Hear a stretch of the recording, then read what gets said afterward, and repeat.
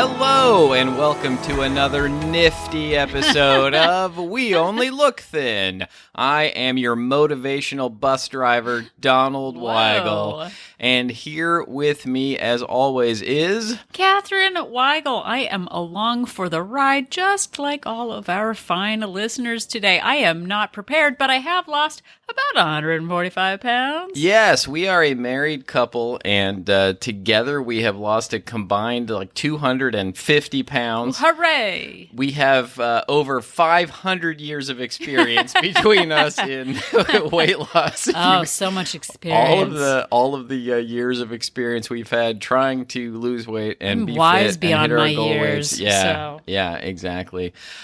So just a little, if you were expecting the normal sort of thing where Catherine does most of the talking and then I chime in and I repeat things that she's told me, like... You're correct, sir. Yeah, yeah, exactly. Or I'm usually the Ed McMahon. That's not this episode. I am not prepared. I am not prepared for this episode. You know how, like, if you're a Simpsons fan, maybe you aren't, but you'd be watching and there's like a Lisa episode and you're like, oh boy, it's a Lisa episode. Well, this is a Lisa episode of the show because it's going to be all me. Playing the saxophone. Exactly. I had a busy week. I don't know. Donald also had a busy week, but not surprisingly, he made copious notes for this episode. And I kept saying, I will make notes for this episode. And then I did not make notes for this episode. Well, this is a subject that is near and dear to my heart. For some reason, I have, it really, like, I don't want to say triggers me, but...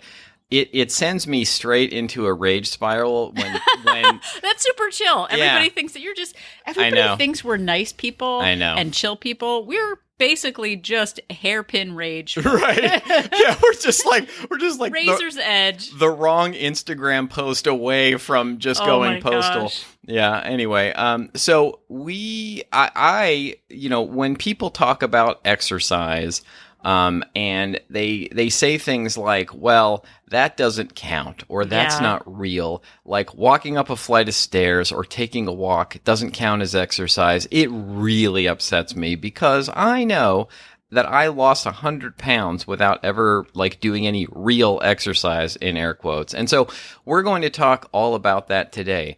But first, we owe you, and look... We've been recording these episodes and then sort of like, putting them out of order because of... The whole system's out of order. The whole system. system. Yeah, that's right. You can't handle the truth. Exactly. So I don't know at what order you will hear this, but we owe you an update on Catherine's solo road trip. And I have a feeling this was probably like in episode time, like 4 episodes ago, we talked about this, but in real time, it's only been in our time. In our timeline. I know. It's like, some sort of weird time travel situation. It's only been a week ago. So, Catherine, you took a solo road trip. I sure did. And you made lots of plans and bold statements about how that was going to go with food and calories and fitness and... You want to share with our listeners how it actually went? I feel like you're leading the witnesses. Am I? You're leading the jury. Am I? Listeners, how do you think it went for me? I'll wait. If you want to tell us how it went for Catherine, please write in to... So here's the thing. We did an episode on road trips where we talked about tips and tricks on how to manage your health choices while you're on vacation. And just like you, our fine listener, I am a human with human setbacks. What?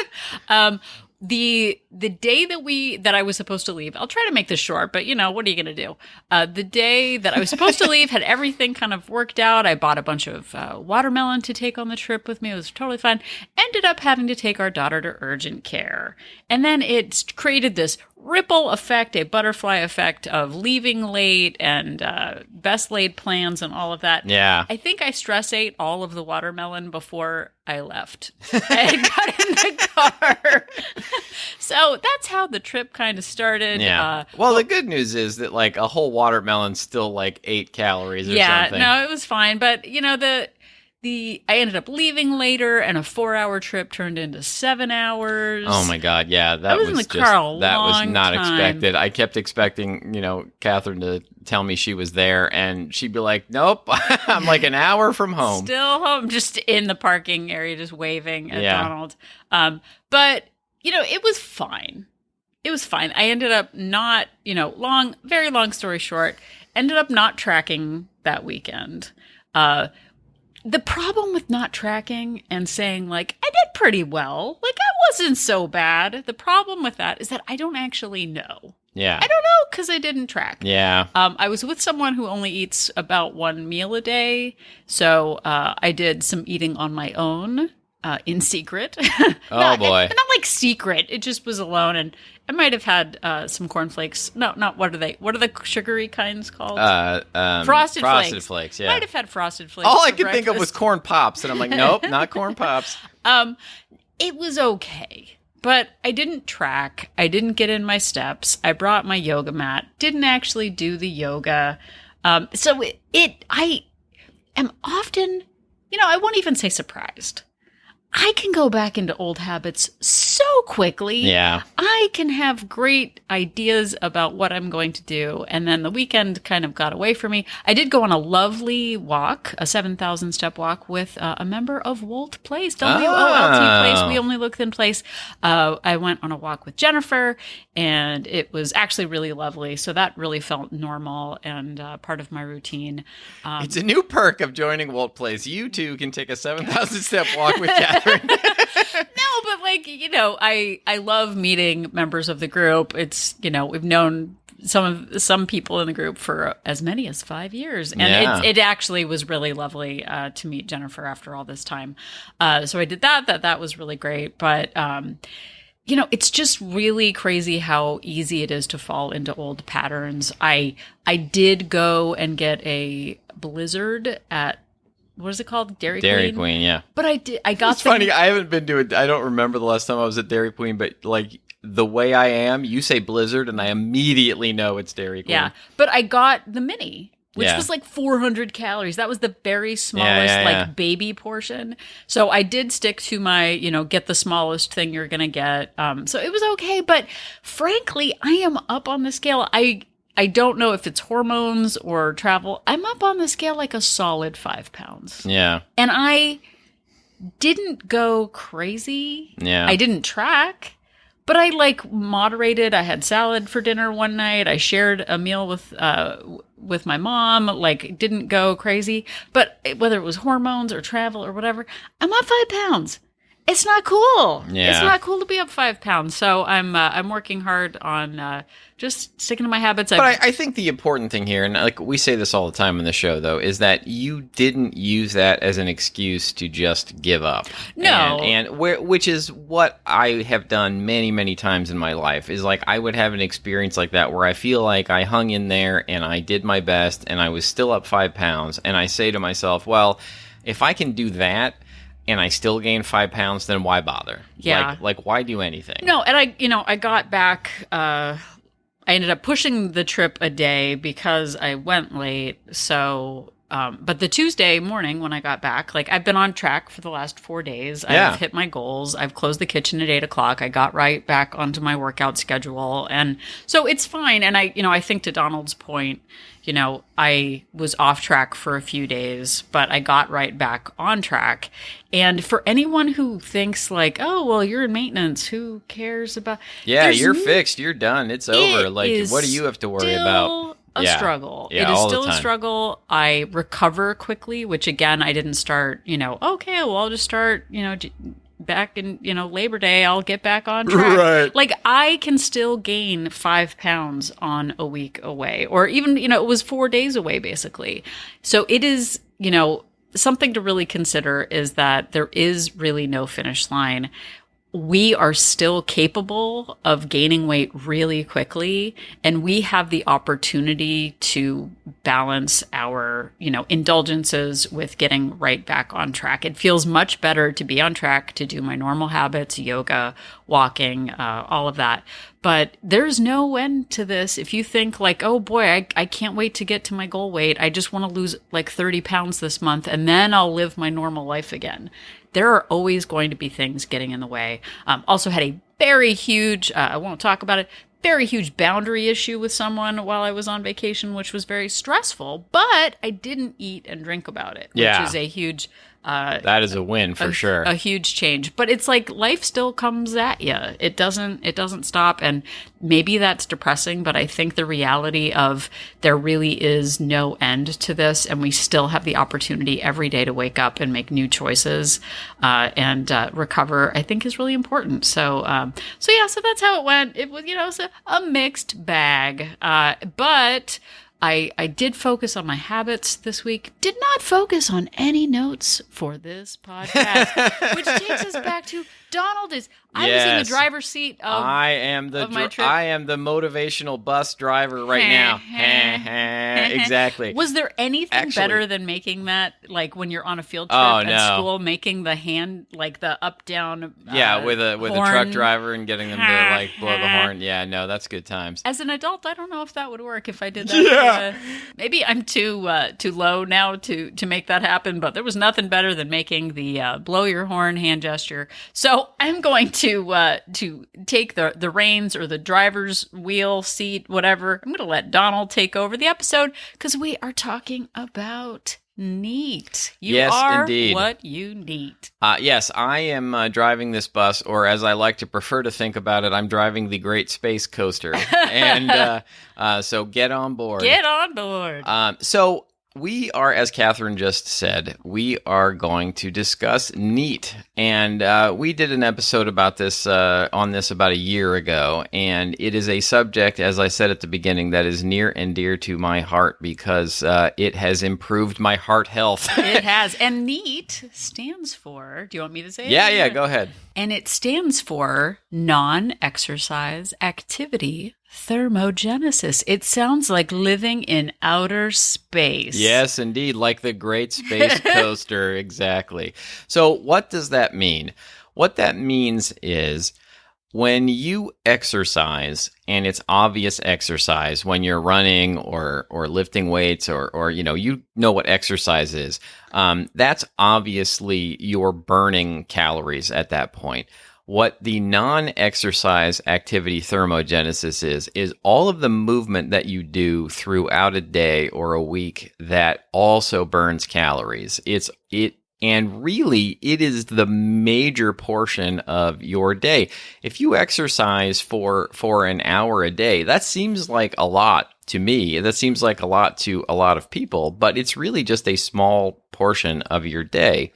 And so the idea behind NEAT is that you want to move as much as possible throughout your entire day.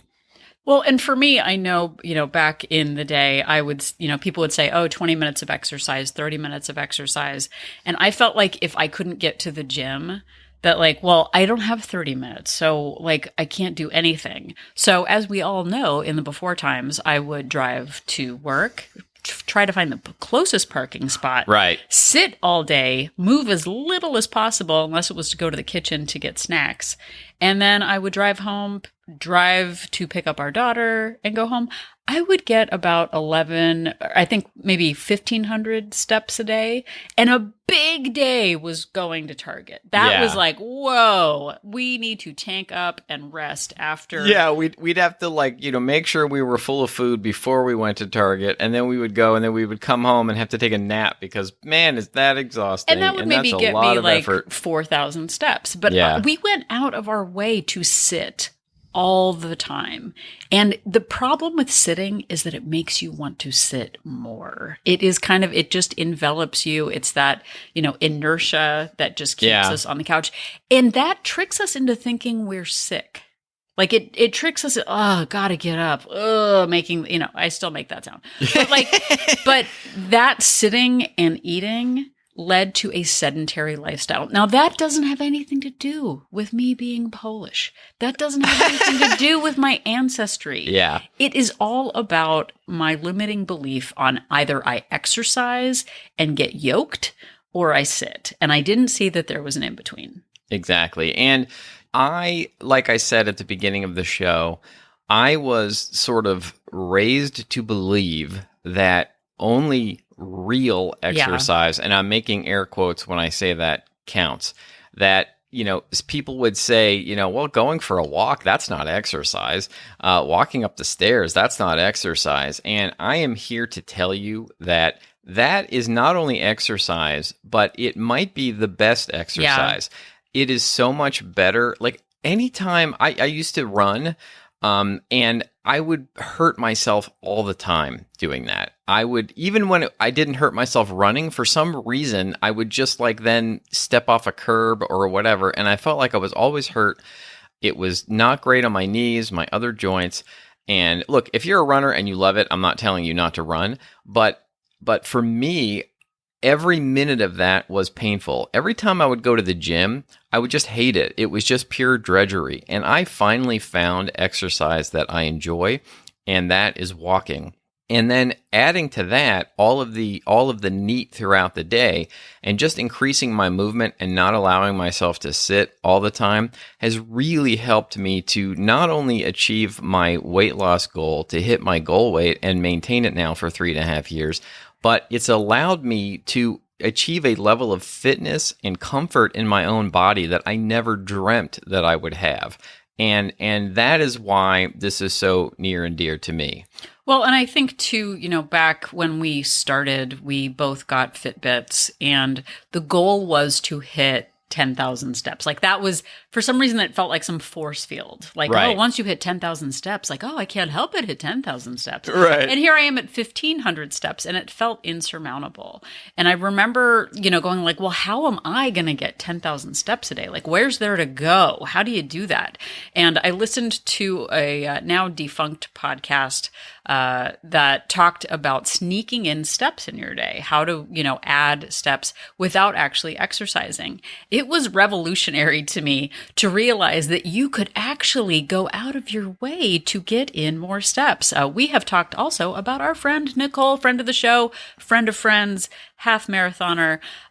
She's lost about 80 pounds, and she talked about sneaking in steps while she was on conference calls and putting away laundry in inefficient ways. And I was like, but that's not exercise. But guess what? She lost 80 pounds and gets, 30,000 steps a day now. I mean, and she also does big walks now. But at the time when she started, it was like, well, gosh, I mean, walking to the, get laundry inefficiently and putting the socks away one at a time, that's a waste of time. But guess what? That movement matters. Movement throughout your day actually matters. And Donald has some science to back up all of this mumbo jumbo. Yeah, we have talked about the four tendencies a lot on this show, and I am a questioner. I'm a recovering questioner. I'm trying not to be such a questioner in my life, but I like facts and studies and science to back up what I'm saying. And if you're like me, the next segment of this podcast is for you. You're gonna love it. Exactly. These aren't feelings, people. I did some online research, which I know is a dangerous thing, but I found a bunch of studies which support my love of getting off of my keister and just moving around without actually going to a gym. So the first one was from is a 2015 study published in the Annals of Internal Medicine, which said that constant sitting during your commute at your desk or at your couch may actually blunt the positive effects of your workouts, meaning that even if you're doing that hour-a-day workout or more than an hour-a-day workout, if the rest of your day you're sitting still most of the day, that actually counteracts the positive effects of your workout. So you're not even getting the full positive effect of your workout if you sit most of the day after a real in air quotes exercise. Well, and I think a while ago, we have done so many episodes, I can't remember, but we talked about how sitting is the new smoking, the dangers of sitting, and you sort of atrophy throughout the day. For me, I used to sit 15, 16 hours out of 17 hours a day. And it actually hurts now to sit that long. Yeah. Yeah, it actually can sometimes be painful for me just to sit still long enough to record these podcasts. It's really weird. And I'm getting a little bit off topic, sort of, but because of the pandemic, et cetera, I'm on Zoom calls for work all the time now. And sometimes I have back to back to back Zooms, and I have to turn my camera off and get up in my office and march in place, because I can't sit still that long anymore. And it's such a 180-degree turn from the person I used to be, who just used to avoid getting up as much as possible. So that same study, getting back to the studies, says that walking by itself, just walking, can relieve anxiety, improve core stability and posture, burn calories, and improve blood sugar. In other words, the more time you spend on your feet, or fidgeting, or tossing a ball, or doing housework, the better. But can't I just do nothing?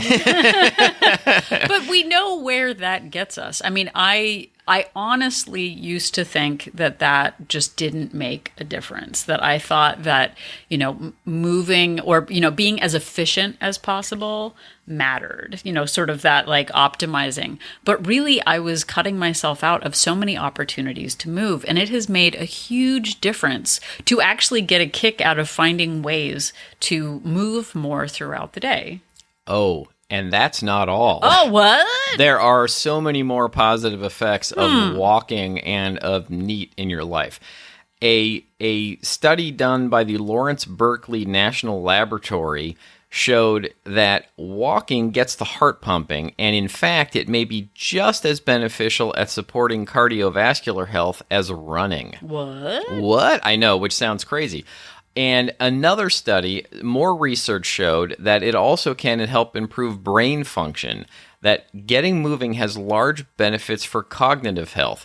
There's been studies on stroke patients that show that moderate intensity walking increases the body's levels of brain-derived neurotrophic factor. Ooh. Say that again 7 times fast. I saw that movie. It was really good. The neurotrophic factor. Neurotrophic factor this summer. And it is a protein that supports brain health. And I will, in case you're somebody who really wants to read these studies, I'll post links to them in the show notes, by the way. Another study showed that walking can improve mood. It's true. A small study of young adults showed that performing a 10-minute walk immediately and substantially improved mood. The study suggests that walking may function as a sort of active meditation. And I can tell you my mood has improved tremendously since I started doing a lot of walking. Well, and I manage a lot of emotional eating and stress eating.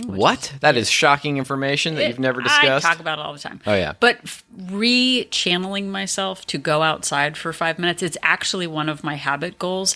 Walking 5 minutes isn't going to change my life, but getting out of my head for 5 minutes, looking at the flowers and trees of the season. Yeah. It actually really helps my mood. And, I've actually measured it. It's 375 steps to our a little point of interest down the road from us. Yeah. And I'll just go out at sunset, walk there, walk back. It's not changing my whole life. I'm not running a marathon, but getting out of my head for a little bit and getting in a little bit of movement, it helps every single day. I never regret going for a short walk. No, absolutely not. And I bet at this point in the episode, you're saying to yourself, well, that's all fine and good, but you can't possibly have any more science or studies to support what you're saying. But guess what? You would be oh so wrong. NEAT and walking can also help improve bone strength, because walking is a weight-bearing activity, stressing the bones as well as the muscles, tendons, and ligaments connecting them for a more stable system. Research shows that a daily step count, along with body weight and the amount of force you put into the ground with each step, more accurately predicts bone density of the femur, your thigh bone, compared to traditionally used measures. Whoa. And then finally, you may be asking yourself, and this is a weight loss and fitness podcast, can NEAT and walking help you lose weight? Most definitely it can. It is also very effective at helping to improve blood sugar control, which I know as somebody who was diagnosed, 5.5 years ago with type 2 diabetes and have now gotten it under control, mostly by walking and just counting calories. By lowering blood sugar levels, the resulting insulin spikes, walking could be especially beneficial for helping maintain healthy levels of fat, also called abdominal or visceral fat. This type of fat is sensitive to blood sugar rises and can increase with insulin resistance. So that is a lot of data. That is a lot of science, a lot of data, and some of you may be now saying, that is a lot of science and data, but how do I work more neat and more steps into my life? And we're here to give you some suggestions. My main one, the first one that I love, is Netflix and move. What? That's not what they say. That's not... There's no chilling happening. Yes, it's not exactly. chill at all. Instead of Netflix and chill, Netflix and move. And what Catherine and I do is we have these rebounders. They're these little mini trampolines, and it is a really good workout. Now, we don't like jump up and down like crazy people. I should probably post another video of me actually doing it because I think people think I'm trying to hit the roof of the the living room. That's not the case. Yeah, but we just sort of gently mimic the motion of maybe jogging, I guess you could say, or walking, jogging. I try and swing my arms as much as possible to burn as many calories. It kind of looks like what a Muppet looks like when they're walking, but you don't see their bottom half. Like they're just kind of like, anyway, I'll show you later. We look like Muppets. We look like Muppets, which is an added benefit. Now, if you don't have Netflix, you could also do Hulu or traditional what about TV. ABC? ABC works, HBO Max, Disney Plus, like whatever you want to watch. But I also, you can listen to music and rebound. You can. We often listen to our own podcast we do. And rebound while we're quality checking episodes. Believe it or not, we do quality check these episodes. And so, one thing I forgot to mention, the first thing to do is get some sort of app to track your steps. Now, we have Fitbits, but there are lots of different Fitbit watches out there. Most people's phones, if you have a smartphone, your phone can have an app that'll track your steps if you keep it on you. But, find something that tracks your motion. And motion doesn't have to be steps, but one way to figure out how much you are moving is by allowing an app to track it. For sure. And I actually got the Fitbit app 4 months before I actually got a Fitbit, because if you sync it up to your phone and you have your phone in your pocket, it will track your motion. And I think the Fitbit has probably been the biggest impact on my life in terms of my fitness. Yeah, and for me, I find it unbelievably motivating to have a number that I want to hit. It's not important to me that it accurately count every step, or that I get some extra steps when I'm brushing my teeth or washing the dishes or whatever. I know. I used to really focus on that. I'd be like obsessive, like, I'm going to switch my Fitbit to my other hand so that when I'm washing dishes, okay, I'm just an active person now. Yeah. I don't need to micromanage the steps. And the point isn't that it 100% accurately count every step. The point is that it gives you a benchmark to hit. And I join challenges all the time with people to try and get the most steps during the week or the most steps during a day or whatever it is. And it really motivates me to keep going. And when I see that number and I know I have to hit it, I feel obligated, because I've set a rule for myself that I hit a certain number of steps every day. I feel obligated to do it every day. And it really is motivating and really has worked to keep me going. Well, and I think the thing for me too, I used to be obsessive about getting in my steps. And I have been able to, in the last, number of years of maintaining, be okay with not hitting my goal every day, but seeing myself as an active person. Like, I'm a person who parks her grocery cart in one spot and zigzags back and forth to it to get in extra steps. I go out of my way to get in steps at home throughout the day, get up every hour, and it all makes a difference. It's not the magic number to hit. It's the idea that you're an active person who doesn't sit all day. Do you notice how Catherine snuck in another tip for getting extra steps? Yeah, park your cart at the grocery store and walk back and forth, which is something that I do all the time. I leave it at the end of one aisle. I go get the food and then go back to the cart rather than just keeping the cart with me. Oh my gosh, I was with my mother this last weekend, as we mentioned, and I thought she was going to hit me in the ankles with the cart the whole time because I'm used to just parking it and then going back to it. And she was right behind. I'm like, would you park the cart for good? You got to get it neat. You got to get neat. Exactly. You need to explain neat to your mom. Hi, Mom, if you're listening. Okay, so another thing, and I kind of stole this from Catherine, and I'm using it in a different way, but another tip is to use pairing is caring. Now, Catherine does a thing where she only has a bagel whenever she gets a haircut, so she knows that, she's pairing the bagel with the haircut. So you pair one activity with another activity that you're going to do. So in this case, what I'm suggesting is add some movement to your morning routine, your evening routine, when you're sitting at your desk, when you're getting in your car. Like maybe you do some stretching when right before you brush your teeth or right after you brush your teeth, like something that you're going to do every day. Maybe you do like 5 jumping jacks or you do a couple of yoga stretches like right before you get in your car or right after you get out of your car. Something like that, something that you're going to do all the time. You just make it automatic that you add a little movement to that. No, for sure. I mean, I definitely, when I was on my road trip, I went out of my way to stop as many times as I could to actually, because on the drive there, I was in the car for 7 hours and it was really painful. Yeah. So getting up, probably every hour and just walking around the car, stretching a little bit, doing leg lifts, whatever, it actually just, getting that circulation going really does matter. Absolutely. And I just realized I skipped a couple of things. A point I was going to make about the Netflix and Move. You don't have to have a rebounder.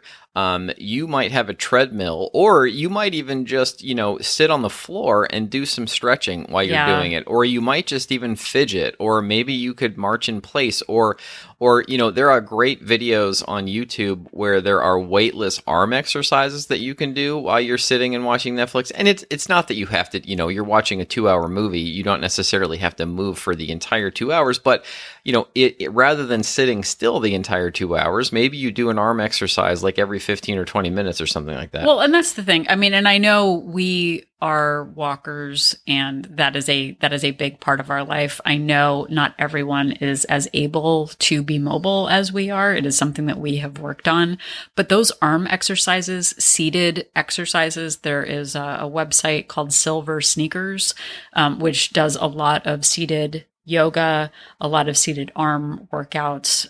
So there are lots of ways to get in movement that don't actually involve walking if that isn't your thing. When I was in the car, I actually did I was working out my right arm as I was driving. I held onto the wheel with one hand and my knee. And it worked out okay. Yeah. But I definitely did some stretches while I was in the car just because Sounds totally safe. Yeah, no. Look, when I'm piloting the Great Space Coaster, I have both hands at 10 and 2, let me tell you. But is the coaster, I don't know if it has a steering wheel. I think you hold on to the coaster. We'll have to look and see what Gary Gnu did. You don't have your Great Space Coaster pilot's license, so you don't know about these things. I could sing the song right now. Yeah. Great Space Coaster. Yes, exactly.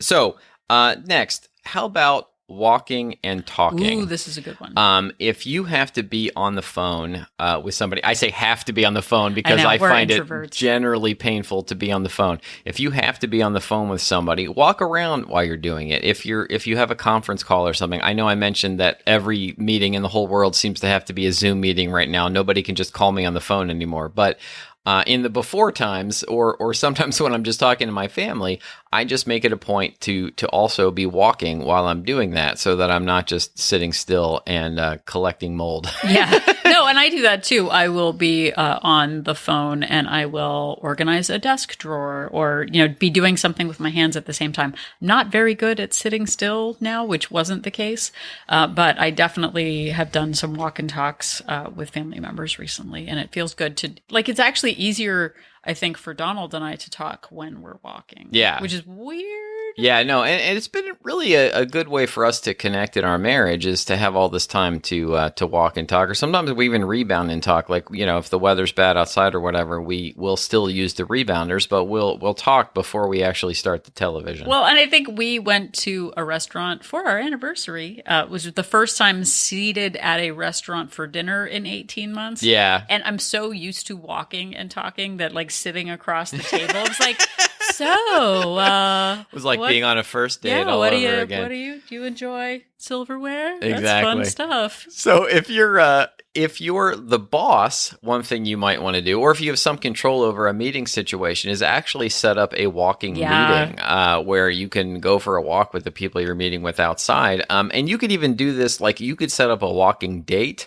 A walking hangout with friends. Yeah. Catherine mentioned she had a walking hangout with a member of Wolt Place, and it's a really great way to meet and talk with people, but also still get in movement while you're doing it, rather than making it about food and sitting at a restaurant and eating. Not only are you sitting, but you're eating at the same time. But what if I don't know people and just have a dog? You can walk your dog. What? I like how you set me up for that. I tried to sneak it in there. Yeah. We have neighbors. I'll look out. I'll be doing the dishes, getting in my neat, and I'll see people with dogs on very long leashes, sitting, smoking a cigarette. Yeah. Letting their dog walk a little bit. They're I know, not even still. Paying attention to the dog while the dog is just sort of doing its business in the yard. But if you have a dog, actually walk it. Like, go for a walk. The dog will benefit from it, and you will as well. Here's another thing. You can actually play with your kids. What? That sounds terrible. It sounds awful, but you can do it. That's not what kids are for.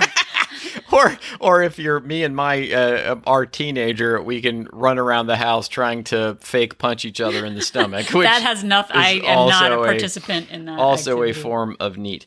Another thing that I do a lot of is take the stairs instead of an elevator, especially when it's just one or two floors. I was working on a TV show recently, and my office was on the second floor, and you have no idea how many people would get in that elevator to go up one flight of stairs. And like, I would be walking with somebody, and we would get to the elevator to go to the second floor, and I would be like, okay, I'm taking the stairs, and they would get in that elevator, and I would walk up there. So just taking that extra floor. And I do a thing at work that I've talked about on this show before, where I generally, like, there's a restroom on my floor, but I typically walk up 2 flights of stairs to the restroom whenever I have to go to sneak in some extra movement, because it can be really hard at work to generate that extra movement. But that's one thing that nobody's really going to question, is that I have to go to the restroom. So I add some movement into that by walking upstairs to do it. Another thing that I do is I set alarms. I have an alarm on my Fitbit, and I actually have an alarm on my phone that annoys the heck out of me to make sure that I get at least 250 steps per hour. I have a calendar app that will remind me once an hour that I should get that 250 steps. And if I haven't gotten it, then the alarm will remind me to actually get up and move around. Well, and 250 steps, if I'm rebounding, is about 2.5 minutes of walking. Like, it's not a lot, but I realize there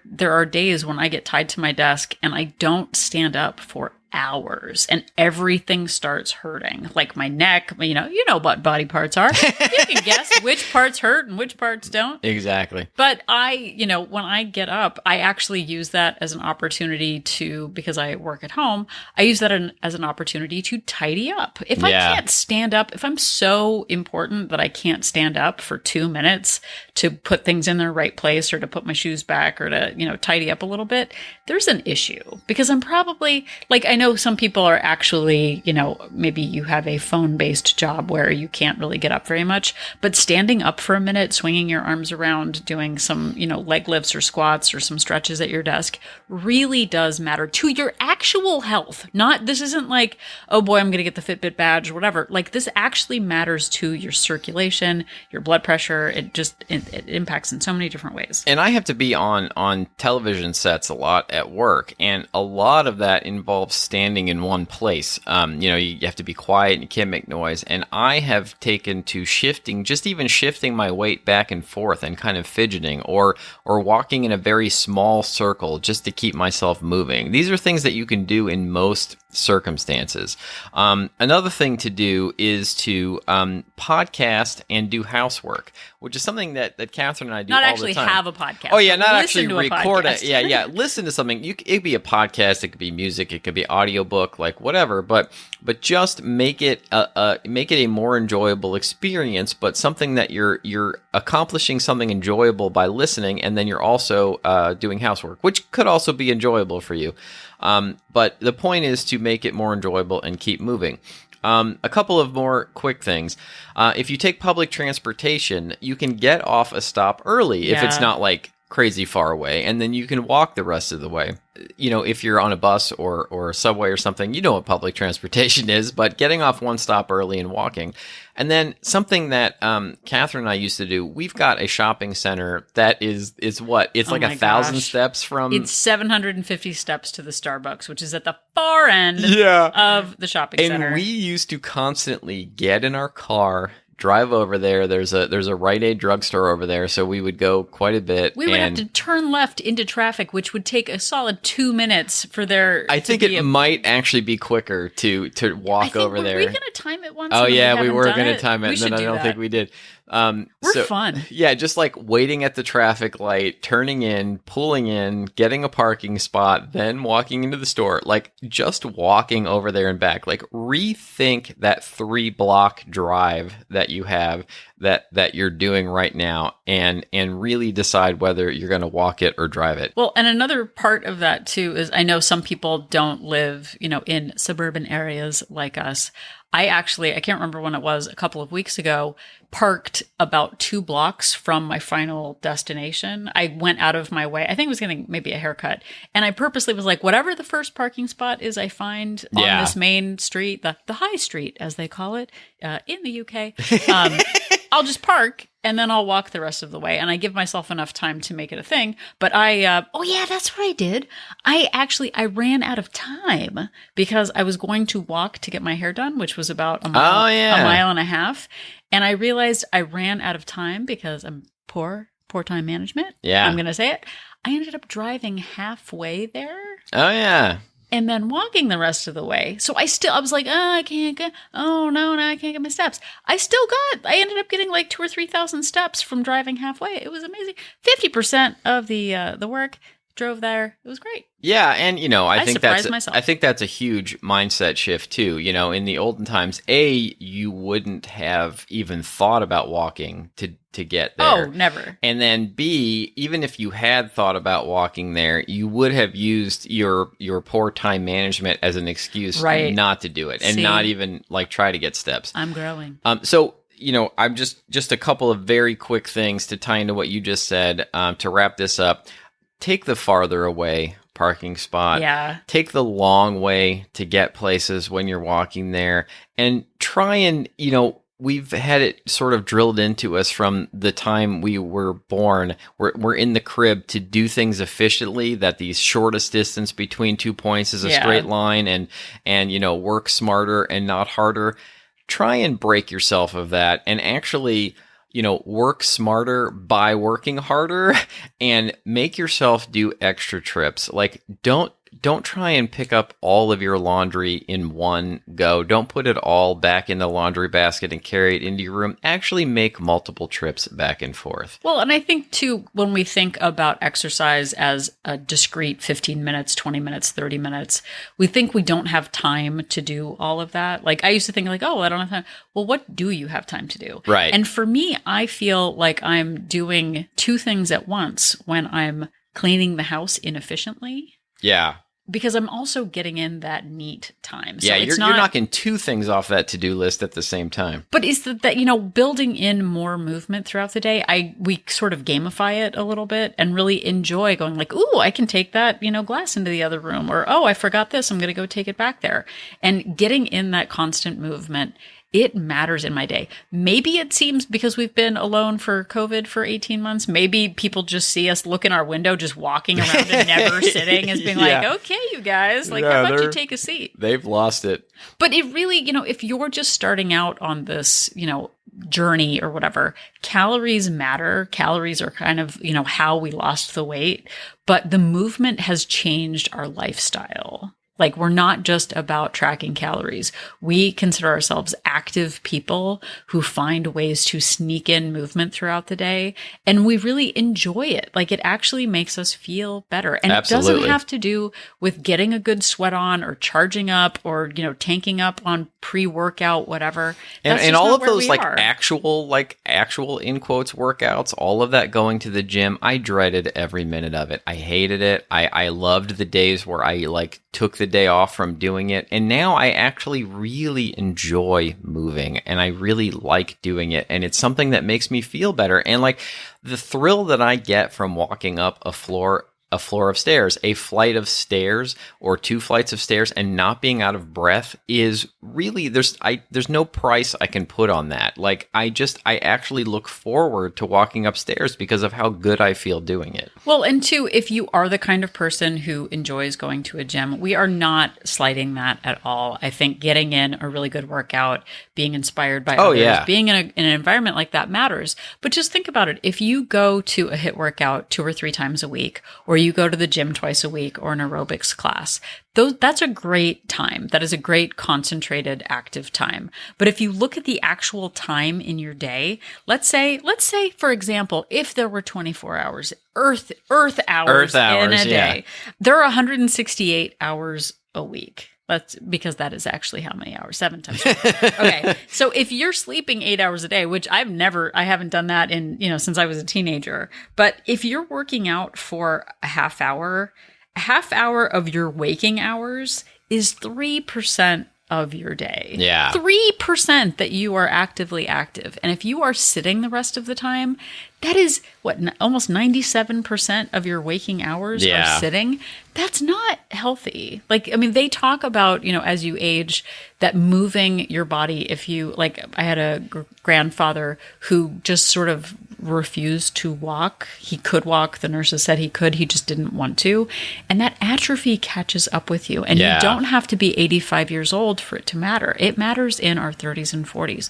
We feel healthier now in our 40s and 50s. Our daughter likes to point out your age. One of us is in their 50s. I won't tell you which one, but it's me. But it actually matters to your mood, your movement. I wish there was some other M that I knew. There are no other M words. If you know, let us know. But we have changed our lifestyle to be active people who get in that movement throughout the day. Because that 3%, I didn't even think I had a half hour to work out. So that would take me down to what? 2% of my day that I was walking. That's not healthy. No. So please get out there, add movement to your day. Remember the NEAT. And if you're listening to this episode and you're not moving, we still appreciate you listening, but maybe next time get up and walk around a little bit. Yeah, no, and we try to hit you with mindset, truth about calories, and the movement stuff really matters too. It's all about creating an active lifestyle. It's not about a gimmick of, getting badges or whatever. Sure, that's great. Donald is motivated by badges. But for me, it has really changed our family's lifestyle. I do need stinking badges, it turns out. But it has changed our family lifestyle for the better. And I think I posted on Instagram a long while ago. Our daughter said, "You're both sitting. What's wrong?" Usually you're either podcasting or you're moving. So we have created a lifestyle in our home of activity, and it has made all the difference. Well, thank you very much for listening. We appreciate you, and you make all the difference to us by listening to this episode. If you enjoyed this episode, you can listen to all of our shows wherever you found this one. We're on most of the major podcast platforms, and you can also listen to us on our website at weonlylookthin.com. And if you are at weonlylookthin.com, you can click on Join Our Support Group. Group. Please do. That's a great idea. I run a Facebook-based accountability community and support group for women called Wolt Place, We Only Look Thin Place. It is a place for accountability, support, and honesty on your health journey. It is not a weight loss plan, but it is a place to get extra support when you are working on yourself. I am super proud of it. We have 2 different subscription options, a monthly with a 3-day complimentary trial and a 3-month option with a 7-day complimentary trial. So please give us a go. This is a place to really, open up and be yourself while you are working on yourself. And I'm super proud of it. And who knows, if you play your cards right, you might actually end up doing a 7,000 step walk with Katherine Weigel. Yeah, but at a minimum, Katherine does Zooms. You have direct access to all of her wisdom and experience, and her, with us combined, the 500 years of weight loss and fitness experience that we have. It's a really great community, and I urge you to check it out. Also, if you would like to get in touch with us, you can reach us through the emails at weonlylookthin@gmail.com. Yeah, it might take us a while to get back to you. I am actually really super hyper focused on the podcast and our support group, so it might take a while to get back, but we definitely will respond. You can also follow us on Instagram, Twitter, and Facebook at We Only Look Thin. And if you wouldn't mind doing us a favor, we would love it if you would go to Apple Podcasts, even if you're not an Apple Podcast person, and because they kind of rule the podcast world, and leave us a review and a rating, or just a rating, preferably 5 stars. It would really help us out. The more ratings and reviews we have, the more we get boosted in search results when people are looking for shows like ours. And also, more importantly, if you say nice things about us, it makes us feel good. Yeah, it really does actually matter. I mean, we've been doing this for 3.5 years, and I kind of forget that that's a big deal. I know other podcasts haven't lasted that long, but it really does matter to us to know that people are listening. And you can also share the podcast with other people. A lot of times, that's a great taking idea. advice is really hard. But if you say a charming and inspirational couple have mentioned this thing, you can fob it off on us, and then there's no responsibility. But it really means a lot when you share it. That's the biggest way that people find out about us. It sure does. So if you still don't know the difference between the Motivation Bus and the Great Space Coaster, just remember that Katherine and I are an inspiration.